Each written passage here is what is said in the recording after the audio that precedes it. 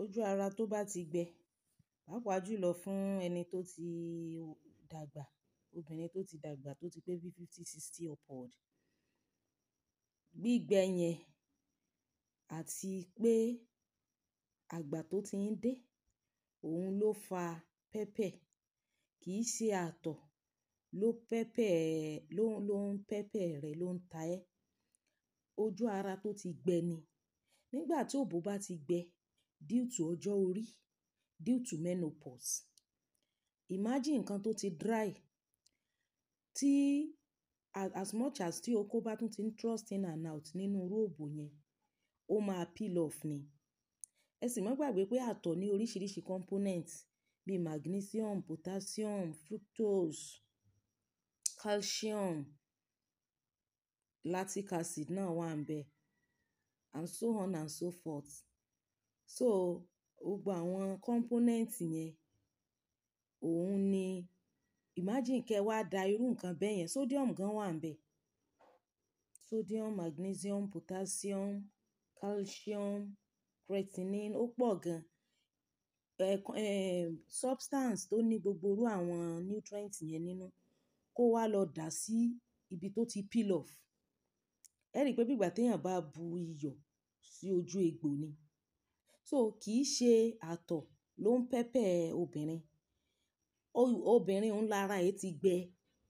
So ìwọ tó wá ní complain pé àtọ̀ ó ń ta ẹ́ lára, therefore ìyẹn ló ní dóko. Kò ń ṣe àtọ̀ ló láta, ojú ara tí ẹ ló ti bó due to old age. Ìwọ lọ́ wá bọ́ ṣe take care of that place, of that one. Probably you can go and get àwọn amara tútù, àwọn lubricant yẹn because kò sí much natural lubricant mọ́ due to age. Gbogbo àwọn topic yìí la ti ṣe sẹ́yìn bí repetition ló ṣe rí. So there is nothing peppering you. Kò sí ata nínú àtọ̀ rárá. Kò sí pẹpẹ ń bẹ. Ara titi obìnrin ló ti bó due to age. Torí tẹ bá máa kíyèsi message yìí nísìnyí, èèyàn tó ti dàgbà ló máa jẹ́, tó ti dógbo bí 50 and above. So, and because of attitude towards it náà ni èèyàn tí ò bá kàn lè tí ní positive attitude towards pé èèyàn bá yàn sùn, you will be having all kind of negative assumption in your heart. So kì í ṣe àtọ̀ ló láta, òbò ló gbẹ. Ìwọ lọ́ wá bọ́ ṣe wetting òbò yẹn tó fi ní máa feel pẹpẹ mọ́ because ó máa peel off ni as much as tí tó kó bá ti ń thrust in nínú dry environment. Àtọ̀ ó ní component tó lè mú kára ta kó ta ẹ́ nígbà tí wall òbò bá ti peel off. Wall òbò tí ò bá ti wà friendly sí okó mọ́ due to ọjọ́ orí, you take care of it. So there is no problem.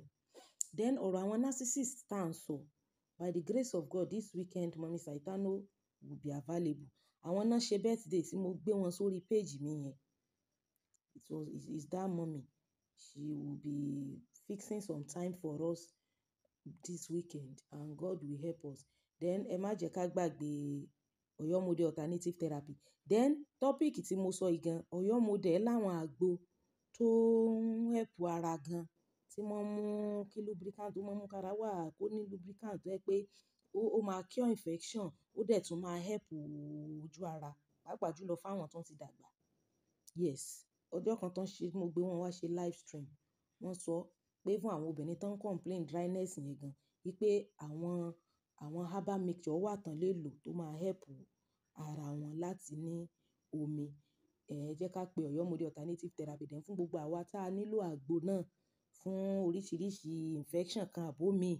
Ọ̀yọ́ Model Alternative Therapy ni ẹ jẹ́ kí a kàn sí. Organ Building and Construction Company. Ẹ má jẹ́ a gbàgbé fún gbogbo àwọn olóríire tá fẹ́ ra property, tá fẹ́ ra ilé, tá fẹ́ ta ilé, tá fẹ́ ra ilẹ̀, tá fẹ́ ta ilẹ̀ tàbí tá nílẹ̀ tá fẹ́ kọ́lé lé lórí ní Èkó àti agbègbè rẹ̀. Bó bá sì jẹ́ Ọ̀ṣun náà ni ilẹ̀ tún ti wà lọ́ṣùn, Ọ̀yọ́, Ìwó, Ìkirè, káàkiri látọwọ́ ilé iṣẹ́ Organ Building and Construction Company.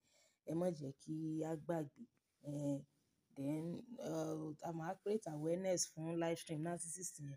That mommy she's one of my mentors.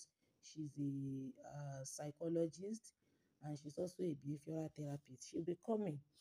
Ẹ mà tí ìgbà tá tí ń sọ̀rọ̀ narcissist yẹn náà ni mo ti inform about 3 weeks ago, but she's busy and she stays in US. Ẹ dẹ̀ mọ̀ pé time difference wa yìí gan ó lágbára. So ẹni tó ń complain pé àtọ̀ ń tà òun lára, àtọ̀ kọ́ ló ń ta ẹ́ lára, ìwọ lára ẹ ti bó, ìwọ lára ẹ ti peel off. Please try to take care of your dryness and it is well. Thank you guys.